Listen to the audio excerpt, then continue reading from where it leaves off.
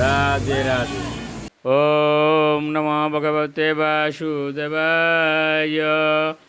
ওম নমো ভগবতে বাসুদেবায়।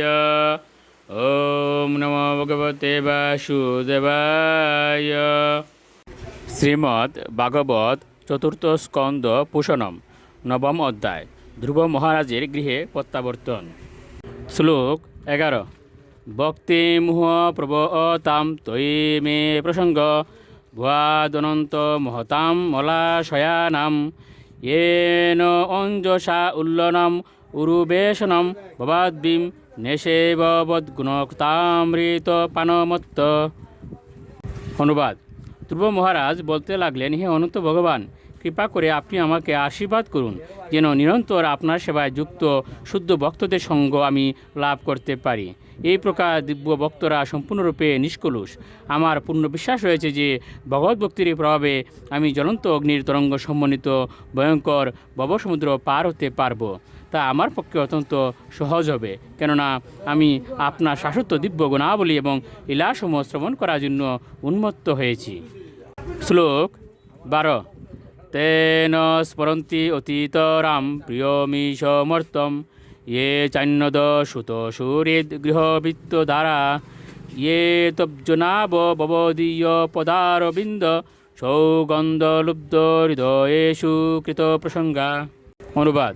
হে কমলনাভ ভগবান, যিনি আপনার শ্রী পাদপদ্মে সৌরভে নিরন্তর লুলভ ভক্তের সঙ্গ করেন, তিনি কখনও বিষয়াসক্ত মানুষদের অত্যন্ত প্রিয় যে দেহ এবং সেই দেহের সঙ্গে সম্পর্কিত আত্মীয় স্বজন, সন্তান সন্ততি, বন্ধুবান্ধব, গৃহবৃত্ত ও পত্নীর প্রতি আসক্ত হন না। প্রকৃতপক্ষে তিনি সেইগুলি গ্রাহ্যই করেন না। শ্লোক 13। তেরিকনগ দ্বিজ সরীসৃপ দেবদৈত্য মর্তা দিবীয় পরিচিতম সদসদ্বিশেষম রূপম স্তবিষ্টমজতে মহোদৈদ্যনেকম নাত পরম পরম বেদমি ন যত্র বাদ। অনুবাদ। এ ভগবান, এ অজ, আমি জানি যে পশু, বৃক্ষ, পক্ষী, সরীসৃপ, দেব, দানব, মানুষ ইত্যাদি বিভিন্ন প্রকার জীবাত্মারা মহাতত্ত্ব থেকে উদ্ভূত ব্রহ্মাণ্ডে সর্বত্র ছড়িয়ে রয়েছে।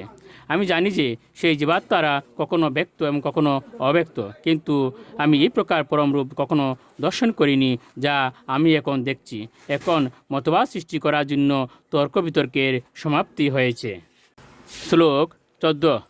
কল্পান্ত এতদ অখিলম জঠরেন গৃহণন শতে পুমান সদৃগ অনন্ত শকস্তদ অঙ্কে যত্নাবি সিন্ধুরুহ কাঞ্চন লোক পদ্ম গর্বে ধূমান ভগবতে প্রণত অস্মি তস্মৈ।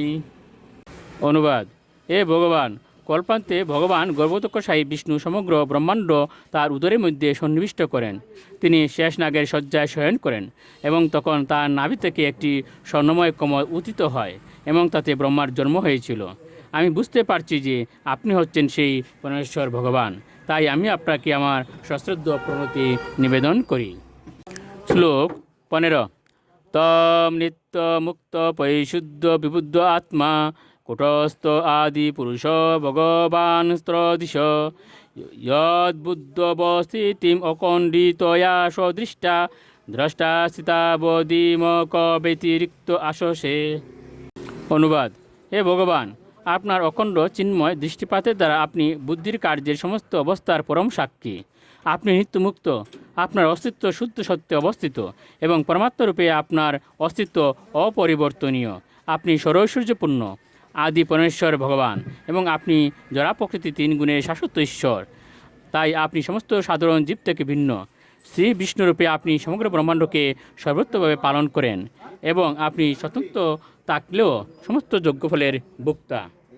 রাধে রাধে।